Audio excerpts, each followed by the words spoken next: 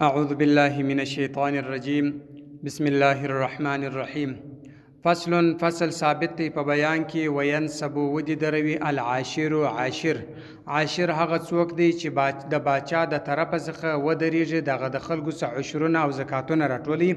علی طریق پر لار باندې لاخذ د پاره د اخستلو زکات د زکات التجار د تجارانو څخه د سوداګرو د تجارانو څخه زکاتونه اخی فیاخذ ادخ من المسلم د مسلمان څخه ربع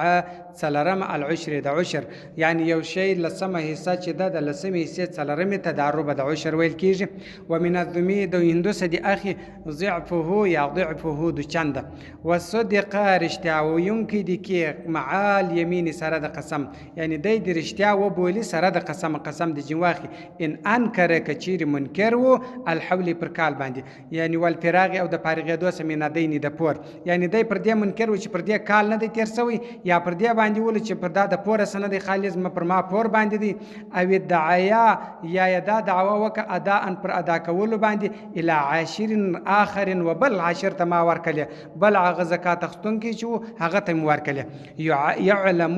معلوم هغه وجوده موجود دی یعنی هغه معلوم وي چې هغه ستا موجود دی او الی فقیر یعنی و فقیر ته ورکه دا وینا وکله فی غیر سوائم دا خبره په غیر د سوائم کې ده ولی سوائم یعنی په چارپایانو کې چې دی هغه حق اخستل چې دی هغه د باچا دی هغه د وبل چاته نسی ورکولای بیل باچا ومن الحربی د حربی کافر العشر عشر دی ان لم يعلم کنو معلوم ما هغه یاخذون منا چې د مرسسو اخی کدا نو معلوم چې د مرسسو اندازه اخی بس د دې کافر سدي هم عشر واخی و ان علم کثیر معلوم ول اخذ مثله بیا د هغه اندازه واخی هغه چې څو نظمر ساخی هغه اندازه د جواخی ان کان کثیر بعضن بعضی